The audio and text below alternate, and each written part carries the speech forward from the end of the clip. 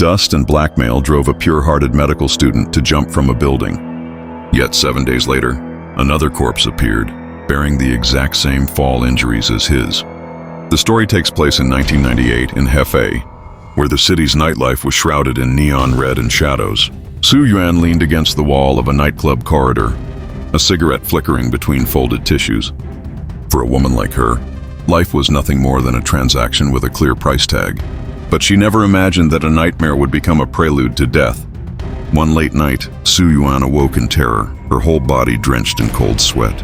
In her dream, a shadow plummeted from the sky, smashing onto the ground at her feet, brains splattering, blood stench choking the air. The most horrifying part was when the half-crushed head slowly lifted itself and twisted into a grotesque smile. A shrill voice screamed over and over, "Was it you who killed me? Come down here and keep me company." But that was only the beginning. The next evening, when she arrived at Ye's club for work as usual, a colleague grabbed her with a panicked expression and delivered shocking news. The medical student, Shen Ming, the one who had adored her so deeply, had jumped to his death the night before. Su Yuan's heart sank. Shen Ming, the innocent boy who had mistaken her for his first love. The same boy she had secretly filmed during intimacy and then blackmail for 200,000 yuan. Could it really have been her who drove him to his death? Unease clung to her like a shadow.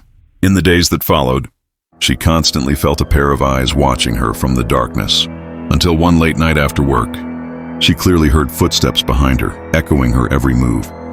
When she quickened her pace, they did too. When she slowed, they slowed.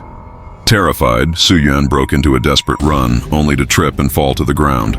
Just as she thought doom had arrived, she discovered the follower was none other than Shen Ming's classmate, Chen Mo, the quiet boy who had always hovered silently behind Shen Ming.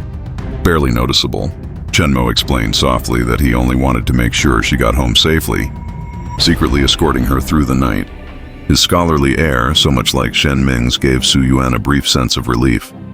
The next day, Chen Mo, just as Shen Ming once had, booked her for the entire night. Yet he remained proper, merely singing songs. Before leaving, he even gifted her a bouquet of oleander, but terror returned that very night. As Su Yuan finished her bath and was drying her hair, the lights began to flicker strangely. A cold draft swept across her back. Horrified, she turned and saw that each oleander berry had transformed into a wide, staring eyeball. After this second night of horror, Su Yuan's mind began to unravel. Chen Mo then suggested she spend the night at his place. Inwardly, she plotted to record him secretly, to extort money, just as she had once done with Shen Ming. But that night, after their intimacy, Su Yuan, half awake, felt a cold hand stroking her back. Lazily, she pushed away the man beside her, only to trigger something dreadful. Chen Mo suddenly woke, his expression twisting with fury. "Damn you! Don't think I fear you, Shen Ming. If I killed you once, I can kill you again," he roared, strangling her with all his might. When he charged into the kitchen to grab a cleaver, Su Yuan, paralyzed with terror, saw behind him a ghastly figure, Shen Ming, his skull shattered, half his face missing.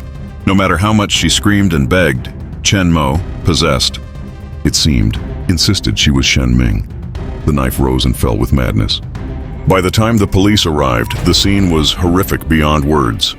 Yet the autopsy revealed something even stranger. Su Yuan's body bore fractures, identical to those on Shen Ming, who had died 7 days earlier from his fall. During interrogation, the mentally shattered Chen Mo confessed the truth. Shen Ming had not killed himself. Chen Mo had feared losing his coveted medical residency placement, so when Su Yuan blackmailed Shen Ming with a sex tape, Shen Ming tried to drag Chen Mo with him from the rooftop in despair.